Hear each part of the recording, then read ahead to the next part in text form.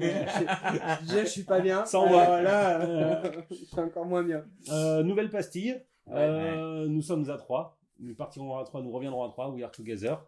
Référence, si vous avez référence. On parle des trucs qu'on a rejoués, qu'on a aimés. C'est ça. Il y a des trucs plus ou moins récents. Et après, on parlera des trucs qui sont sortis. Je commence. On fera les deux. J'ai rejoué à Tricks and the Phantom. Tricks and the Phantom, un jeu qui se joue tant à 3 qu'à 4, mais quand même vachement plus à 4. Un jeu de déduction pour savoir qui est le meurtrier, avec des cartes numérotées de 1 à 10. De 1 à 10, et chacune des cartes entre 1 et 6 ont un effet. Si la présence d'une autre carte est présente aussi. En gros, le jeu, comment ça se passe? C'est très simple. On en reçoit 2. On en pose une face cachée, et on va poser un objet sur cette carte qui va indiquer de quelle couleur est cette carte. Il y a en gros 3 cartes de chaque couleur, plus le 1 qui est de la couleur qu'on veut. Et en fonction de ça, on va tous faire ça, donc on pose tous une carte dans le sens horaire, et après on va déduire dans le sens anti-horaire qui a mis la carte la plus forte, sachant qu'il y en a qui annulent d'autres cartes. C'est tout simple, mais alors ça peut fumer mais à une vitesse folle. C'est exceptionnel. Encore un jeu Wank Games d'une grande finesse. C'est toujours ça qui caractérise comme les jeux Wank. C'est toujours très très fort. Il y a Zogun un petit peu moins fin, mais C'est bon. très épuré. Et voilà, Tricks and the Phantom. Venez y jouer. C'est très très bon. Pas mal. Martin. Yes, moi je voulais vous parler de Trésor légendaire de Annick Lobé. Annick Lobé, c'est Zombie Kids Evolution et Zombie Teens Evolution. Et ça évolue aussi dans le Et ça évolue aussi. Là, cette fois-ci, on est sur un jeu plutôt 8 ans et plus par rapport à Zombie Kids. On est surtout sur un compétitif et qui est évolutif. Il y a encore une fois plein d'enveloppes à l'intérieur que vous allez pouvoir ouvrir.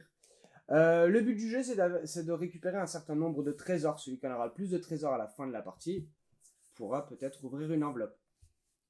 Ça change, ça n'a rien à voir avec Zombie Kids.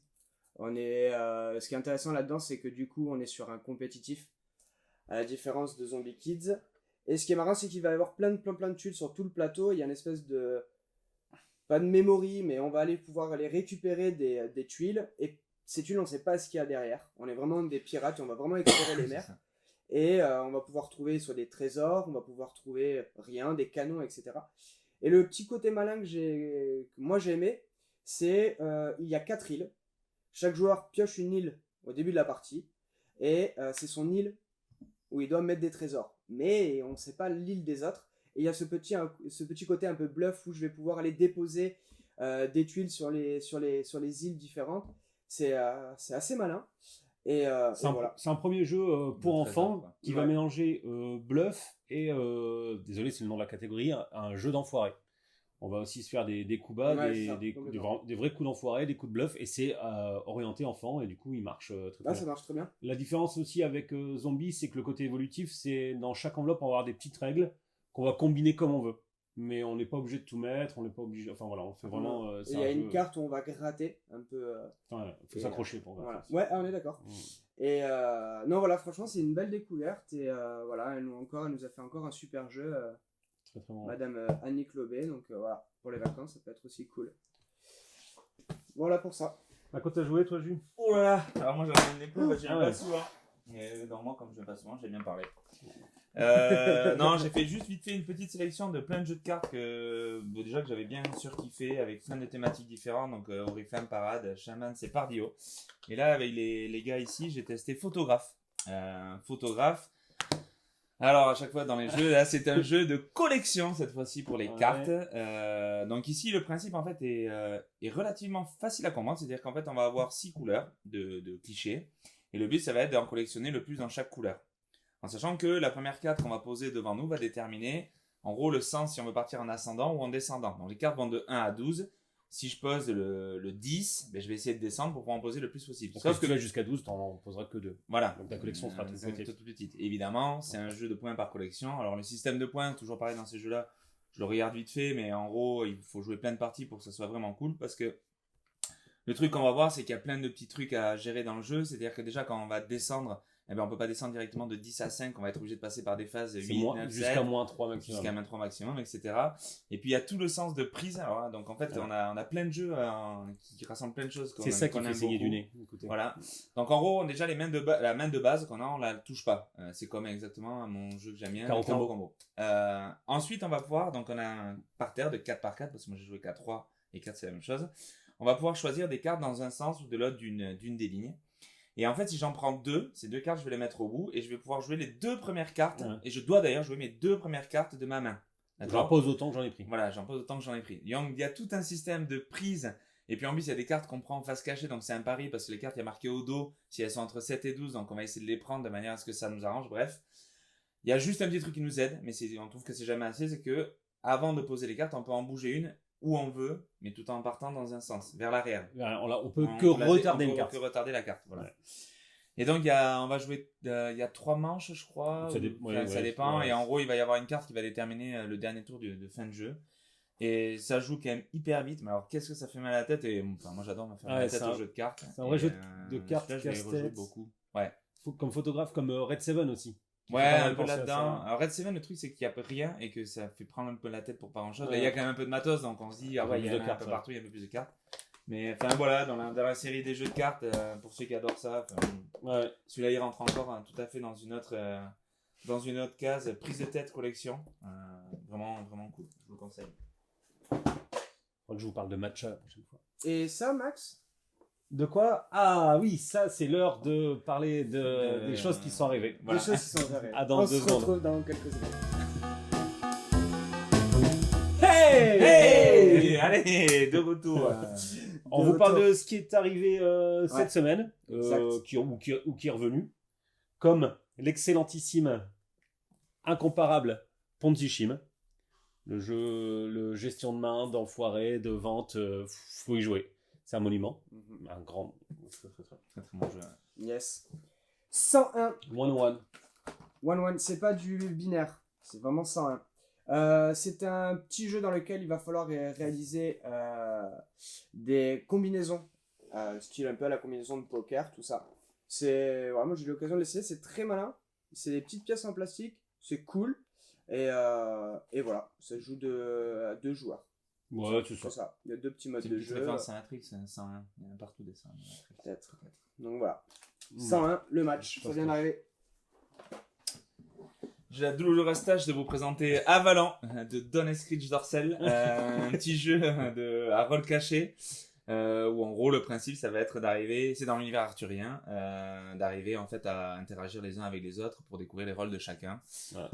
À la mode résistance, il y a plein de jeux sur ce thème-là, mais voilà, celui-là c'est sur les fans de Arthur et ses copains. On a reçu aussi un jeu qui a 20 ans, qui revient, Torres, du duo Kramer-Kisling. Pas Dorsel, juste Kramer Kisling. Jeu qui fait penser de loin à Santorini dans son matériel, etc. Mais quand on joue, c'est pas du tout Santorini. Il y a aussi un petit côté chance quand même qui est généré par une pioche de cartes à chaque fois quand on va jouer une. En fait, c'est un jeu à points d'action. On va avoir 5 points d'action à son tour de jeu et tu vas dépenser des points d'action comme tu veux pour déplacer tes bonhommes, pour construire des tours, etc. Et il y a un comptage de points à la fin de chaque manche. Et le côté un petit peu fun et qui allège le tout, ce sont ces cartes qui vont modifier un petit peu les règles de base. Torres. Et le plus petit. J'ai la douloureuse tâche de vous présenter aujourd'hui Fingable, puisque nous sortons d'un traumatisme footballistique un peu 2 jours avant. Là. Très difficile. C'est assez difficile, voilà. Il y en a qui à qui ça parleront pas, mais avec Martin, nous on comprend bien l'histoire. Ici donc c'est un petit jeu de pichenette. Parce que la Belgique est éliminée, c'est ça? Non, ils sont passés la Belgique. Ah bah voilà, alors c'est quoi le problème? C'est les Français. La petite équipe. La petite équipe locale. Donc c'est un petit jeu de pichenette. Là, ce qui est cool, c'est que pour moi qui aime pas fan des jeux de pichenette, là ils ont mis quand même des murs, ce qui fait qu'on sort jamais comparé à 7 matchs. Et en gros le principe est assez simple, c'est-à-dire qu'il va falloir arriver à marquer des buts à l'adversaire. Ça c'est plutôt facile. Ouais. Sauf que il y a plein de petits picots un peu partout et on peut tenter comme au billard de faire croire qu'on sait lire des angles et qu'en tapant un truc, ça tape un picot, ça fait un truc ça. Sauf que souvent le picot on le tape et on donne le but directement à l'adversaire. Après. Alors Au billard, c'est une boule, un truc Oui, sphérique voilà, qui touche une ligne. Ni- Bon, c'est maîtrisable. Ça, c'est Là, le palais est rond et les picots sont ronds. Voilà. C'est beaucoup plus difficile. C'est beaucoup plus difficile. C'est- Mais ça se tente, c'est ça qui est tente. rigolo. Sérieusement, le jeu est super cool, même le palais est de... Ouais, la manufacture la du jeu, elle ouais, est vraiment franchement, très bonne, tout est en bois, ça glisse hyper bien. Il n'y a pas besoin de mettre de poudre comme pour le Classic ou le Carom ou Ah quoi. oui, Là, ça glisse Oui. trop bien. Peut-être qu'au bout d'un moment, il faudra. mais- Voilà. Peut-être, mais voilà, en tout cas, Non, mais sérieusement, c'est un bien bon chouette. kiff. Moi, je me suis bien amusé là-dessus. Ouais. Je suis fan de foot, et donc c'est cool. Voilà. Mhm. Fingaball, on en a quelques-uns en boutique. Plus beaucoup. Plus beaucoup. On- Mais bah, c'est parti vite. C'est parti vite parce que c'est bien. Voilà. Il y a ça. Et on a reçu Milkshake aussi. C'est Abdel et Lucie qui vous en parleront la prochaine. Non, Milkshake, c'est un jeu qui s'apparente un petit peu au jeu du cochon. Vous voyez les cochons là qu'on lance, du tourne-dos, etc. Voilà, le tourne-dos, voilà. Dans cette boîte, il y a 12 règles du jeu. Il y a des petits cubes en bois quand même, donc jeu à l'allemande, comme dit Jus. Non, c'est un vrai jeu avec de la chance, etc. Mais il y a aussi Apéro, plein de petites règles, jeu d'apéro léger. Voilà. C'est chaud. Et voilà. Donc voilà. On a fait le tour. On a fait le tour. Mais à la semaine prochaine, si Dieu le veut. Et personne n'a trouvé la référence encore. Ah, c'est du le Ah, vous l'avez Non. Ah, vous l'avez pas. Le tout début là que t'as balancé À la semaine prochaine, si Dieu le veut. Vous vous souvenez pas de ça? Non. Non. Ok. C'est dans un film belge. Il y a deux références à retrouver. Je fais pas... Alors, c'était un accent américain. Ah Ouais, je sais. Je suis pas super fort en accent. La géographie, on a vu que. Ok. Merci. À Allez, très salut. vite pour d'autres conneries et Ouais. d'autres jeux. À plus. Ciao.